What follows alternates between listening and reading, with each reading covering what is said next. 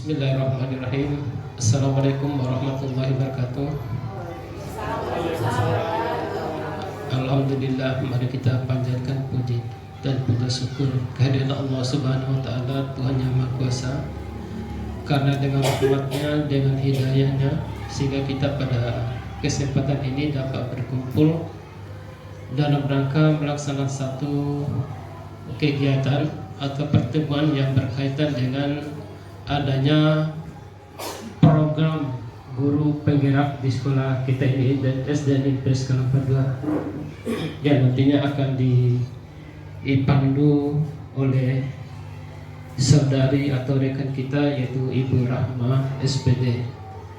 Dan kami Bapak Ibu saya hormati khususnya kepada Ibu Rahma SPD selaku guru penggerak. Mudah-mudahan kami di sini sangat antusias dan sangat mendukung kegiatan ini yang dilaksanakan oleh Ibu Rahma dalam rangka pengembangan program guru penggerak.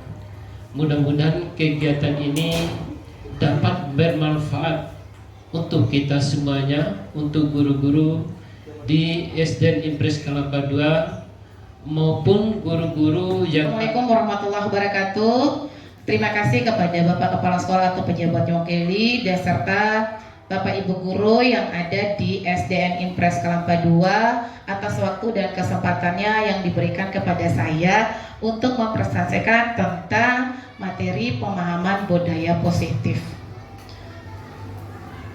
Dalam budaya positif itu ada 5 konsep yang ingin Mada sampaikan. Yang pertama, disiplin positif dan nilai-nilai kebijakan yang universal.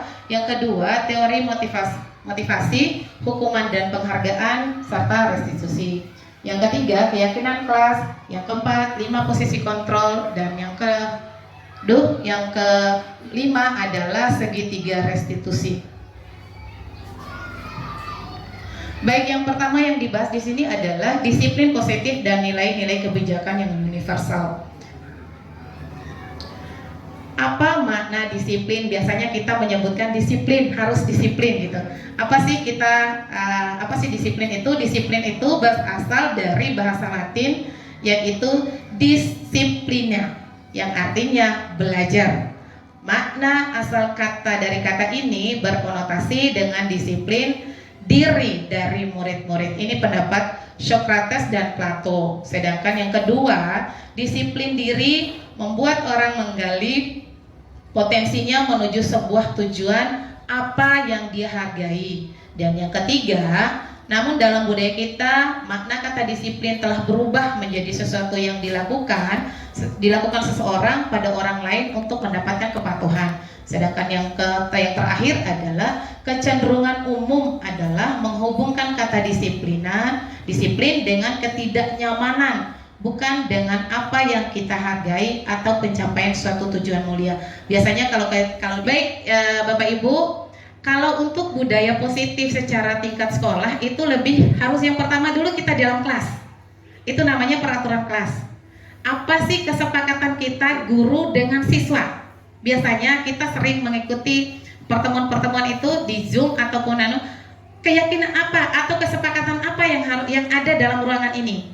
Tidak boleh makan sambil belajar misalnya.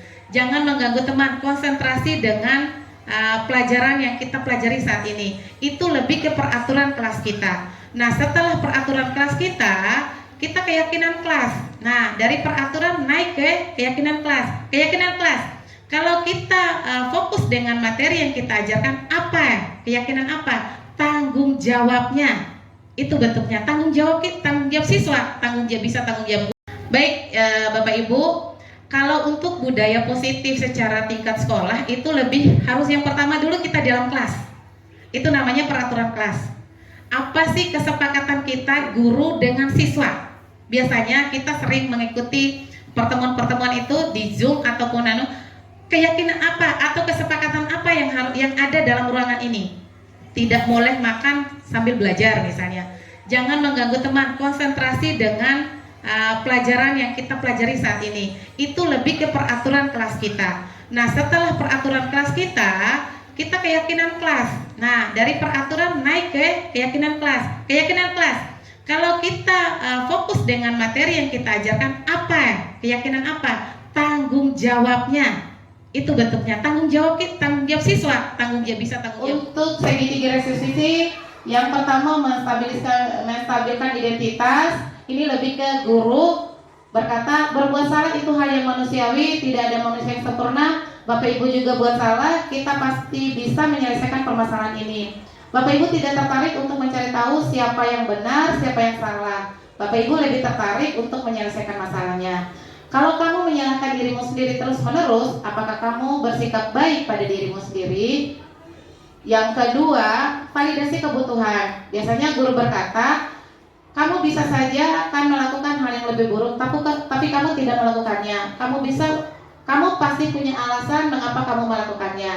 Apa yang penting bagi kamu? Kamu boleh tetap berusaha menjaga sikap itu, tapi tambahkan sikap yang lain yang baru.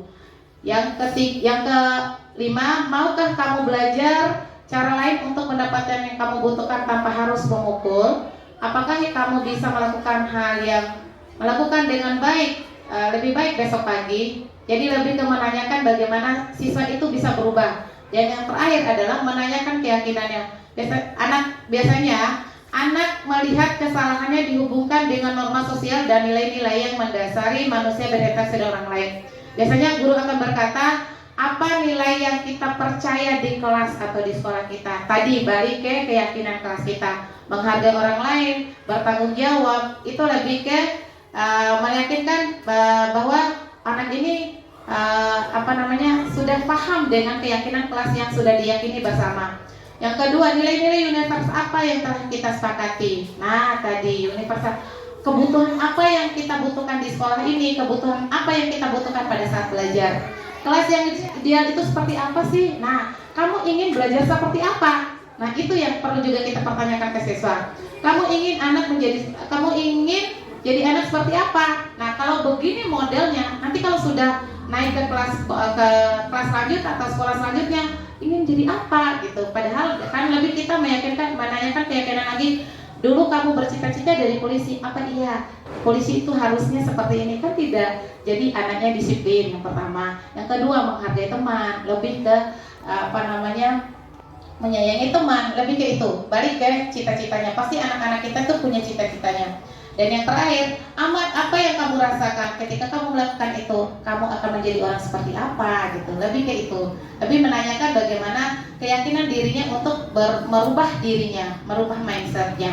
Itu saja materi dari Mada. Mada akhiri dengan ucapan wabillahi taufiq wal hidayah. Wassalamualaikum warahmatullahi wabarakatuh. Terima kasih Bapak Ibu atas waktu dan kesempatan yang diberikan kepada saya. Terima kasih.